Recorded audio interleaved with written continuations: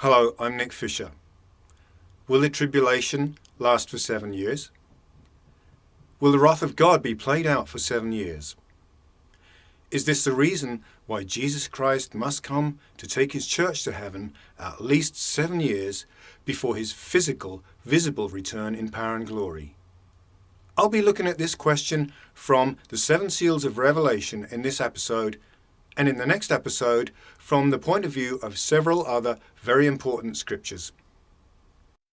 Many pre-tribulation believers have the impression that the first day of Daniel's 70th week, when the ink is still wet on Antichrist's peace deal document, marks the start of the outpouring of God's wrath on the earth. God's wrath will affect everyone in every corner of the globe, it's believed, and will continue for the entire 7 years of Daniel's 70th week until Jesus has returned physically in power and glory. God, being a God of love, has not appointed us to wrath, and so he will obviously be taking the church to heaven before that 7-year time of trouble and distress begins. If the rapture is to deliver us from God's wrath, if Jesus is going to take all true believers to heaven before the Father pours out his wrath on the earth, it's a good idea to be sure about when the prophesied wrath will fall. The opening of the 7 seals of Revelation puts into motion the enactment of God's last days plan to reclaim and to judge the earth. In Revelation chapter 5, we see John in heaven along with several amazing living creatures, 7 spirits of God and 24 elders. The one on the throne holds a scroll in his right hand which clearly has momentous importance.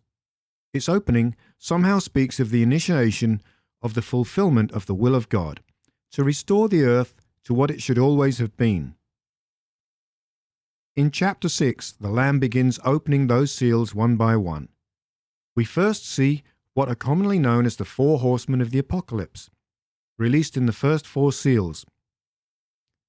The first rider is conquest, the second takes peace from the earth, the third affects the world's food supply, probably causing famine, and finally, death and Hades rise out. Volumes have been written about these 4 horsemen.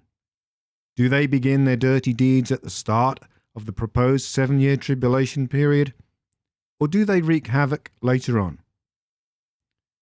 Pre-tribulation theory commonly calls for Antichrist to make his name as a peacemaker for the first half of Daniel's 70th week. But how can we have a peaceful world when the 4 horsemen are spreading war, conquest, famine, and death across the earth? Have the 4 horsemen perhaps already been at work for millennia? The world has always suffered war, pestilence, and death. Some tribulation characters and processes are not just confined chronologically to the tribulation, but they're history long. For example, the harlot of Revelation 17 has been influencing and controlling the kingdoms of the world all through history, as represented in the description of her riding the 7-headed beast. Do the 7 seals represent a sequential order of judgment, or are they concurrent? Do the events of the 7 seals occur consecutively or simultaneously? In either case, the time represented in these seals is short, as we'll see.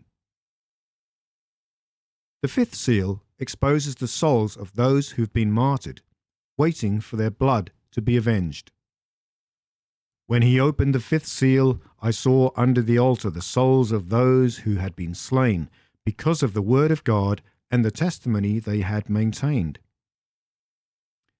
They called out in a loud voice, "How long, sovereign Lord, holy and true, until you judge the inhabitants of the earth and avenge our blood?" Are these tribulation martyrs, or are they perhaps martyrs of all history? If we see the 7 seals of Revelation as being in a series, where the events caused by the opening of the seals happen one after another, then the martyred saints are telling us that God has not yet sent any judgments. There's been no wrath thus far, even though this is the 5th seal opened by the Lamb, and even though It's after the four horsemen of the apocalypse have been released. And even if the seals are concurrent, we can see that the wrath of God is not in process throughout its duration. The martyred souls are told to wait for revenge to be carried out. There's still a future date for the wrath of God in this seal. At its opening, God has as yet poured out no wrath, and the martyrdom which has taken place is clearly not due to wrath. As we'll see, the duration of the tribulation in terms of the wrath of God is far less than 7 years. Another thing to consider is that if the martyred saints have no relation to the tribulation period, what are they doing in the fifth seal? And the martyred souls of the fifth seal are told to wait a little longer until the full number of their fellow servants, their brothers and sisters in the faith, are killed, just as they had been. How long might that little longer be? We aren't told. However, we do know that when the dragon, Satan, gets thrown down to the earth and begins to persecute those he hates, as written in Revelation chapter 12, he does so for 3.5 years. When the dragon saw that he had been hurled to the earth, he pursued the woman who had given birth to the male child. The woman was given the 2 wings of a great eagle so that she might fly to the place prepared for her in the wilderness, where she would be taken care of for a time, times, and half a time, out of the serpent's reach. Then the dragon was enraged at the woman and went off to wage war against the rest of her offspring, those who keep God's commandments and hold fast their testimony about Jesus. This time period of 3.5 years, during which the woman, usually interpreted as the remnant of Israel, hides, and the saints of God are persecuted, matches the amount of time Antichrist will have power over the earth. The beast was given a mouth to utter proud words and blasphemies and to exercise its authority for 42 months. It opened its mouth to blaspheme God and to slander his name and his dwelling place and those who live in heaven.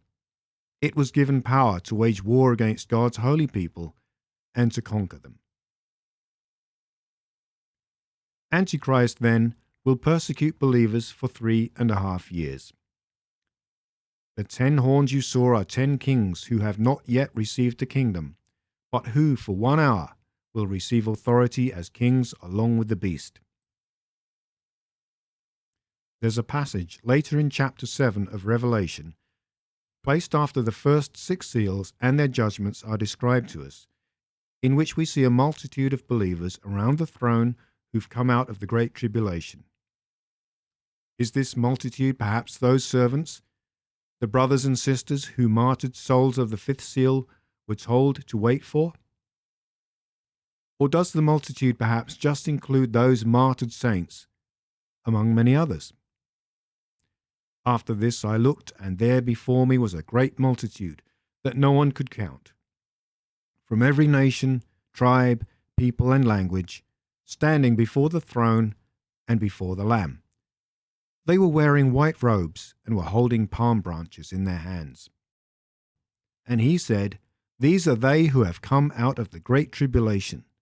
They have washed their robes and made them white in the blood of the Lamb." Interestingly, this multitude is so big that no one could number it. And that's a very significant multitude, because when in chapter 5 John witnessed a multitude of angels, he was able to estimate the number of them, and there were over 100 million. Then I looked, and I heard the voice of many angels around the throne, the living creatures and the elders, and the number of them was 10,000 times 10,000, and thousands of thousands. But the multitude seen in chapter 7, said by those in heaven to be out of great tribulation, is, it seems, even greater than 100 million. The uncountable multitude seen by John in chapter 7 clearly consists of believers in Jesus Christ, saved by faith in the blood of the Lamb. At least some pre-tribulation prophecy experts label this multitude as being those people saved during the tribulation after the rapture, thanks to the missionary zeal of 144,000 Messianic Jews described earlier in chapter 7. If this is true, we would have to accept that more than perhaps hundreds of millions of people will be brought to Christ in less than 3.5 years, at a time of intense persecution. In this case, we have to wonder why Jesus didn't seem to mention such a powerful thrust of evangelism during the tribulation in his Olivet Discourse. Instead, he said this: "At that time, many will turn away from the faith and will betray and hate each other. Because of the increase of wickedness, the love of most will grow cold, but the one who stands firm to the end will be saved." This thought casts a shadow on the claim that those left behind by the pre-tribulation rapture will suddenly become very enthusiastic about their faith. That's not what Jesus is saying here. We also need to ask, if the rapture is to occur pre-tribulation so as to avoid wrath being poured out on the church, are we to assume that this vast multitude of saints in Revelation chapter 7, saved by the blood of the Lamb, saved at the time of the tribulation, is expected to suffer that very same wrath?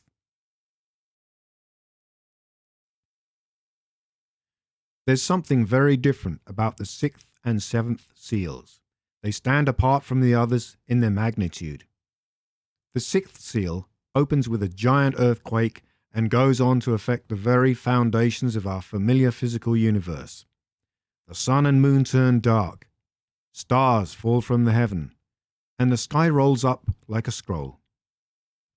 It's at this point, when the 6th of 7 seals, with all its unprecedented events, has already been opened, that the leaders of the earth and their subjects concede or recognize the fact that the day of God's wrath has come.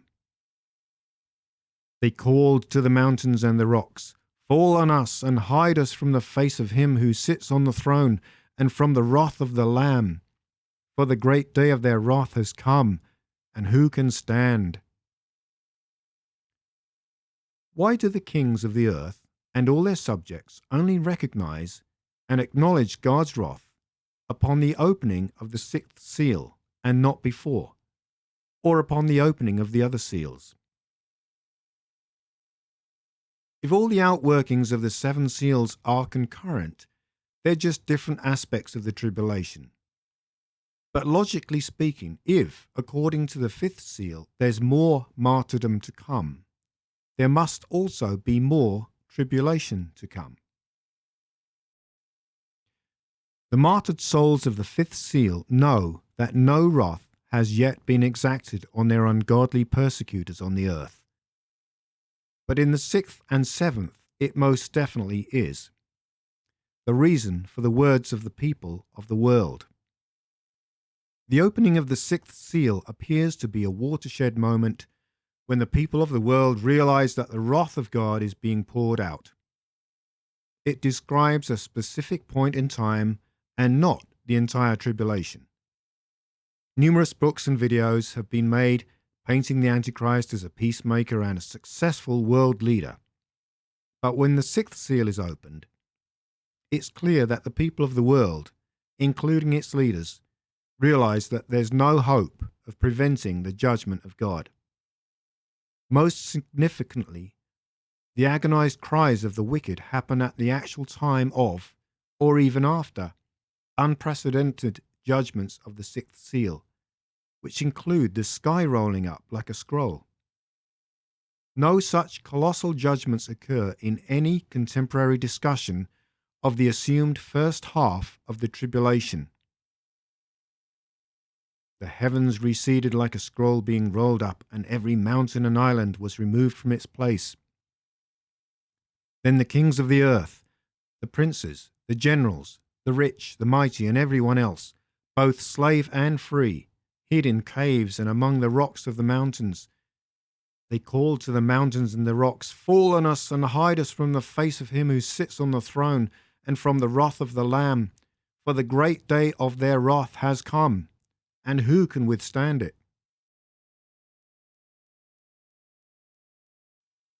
This is a report on the positive and defiant world during Antichrist's success and power. The whole world was filled with wonder and followed the beast. People worshipped the dragon because he had given authority to the beast, and they also worshipped the beast and asked, "Who is like the beast? Who can wage war against it?" The cry of the wicked who realize that the day of God's vengeance has come, as written in the sixth seal, is completely different to their defiance of God and their worship of Satan and the beast during his heyday, as recorded in Revelation 13. This is no longer a honeymoon period for Antichrist and his worshippers. The sixth seal, then, is not a description of a 7-year period of God's wrath, but of the last gasps of the rebellious world. God's devastating judgments come after or near the end of the reign of Antichrist. The seventh seal speaks directly of the wrath of God, as does the sixth seal. Also, the 7 bowls released as the 7th trumpet judgment are described as the 7 bowls of God's wrath. This 7th seal, with its trumpets being near the end of the tribulation period, aligns with certain prophecies in Jesus' Olivet Discourse. In the 4th trumpet judgment, we see the sun and moon darkened and the stars fall from the sky. Then the 4th angel sounded, and 1/3 of the sun was struck, and 1/3 of the moon, and 1/3 of the stars, so that 1/3 of them were darkened. 1/3 of the day did not shine, and likewise the night. Jesus spoke of the same events as being close to the time of his coming. Immediately after the distress of those days, the sun will be darkened, and the moon will not give its light, the stars will fall from the sky, and the heavenly bodies will be shaken. It's at this point that Jesus will be seen coming to judge the earth, because in the very next verse we read this, "And then shall appear the sign of the Son of Man in heaven, and then shall all the tribes of the earth mourn, and they shall see the Son of Man coming in the clouds of heaven with power and great glory." There's good reason to believe that seals 6 and 7 contain parallel judgments, along with this Matthew 24 passage, because we're told in the 6th seal that there was a great earthquake. The sun turned black like sackcloth made of goat hair. The whole moon turned blood red, and the stars in the sky fell to earth, as figs drop from a fig tree when shaken by a strong wind. The heavens receded like a scroll being rolled up, and every mountain and island was removed from its place. The subject of the timing of the wrath of God will be continued in the next video. Please like and subscribe to this channel.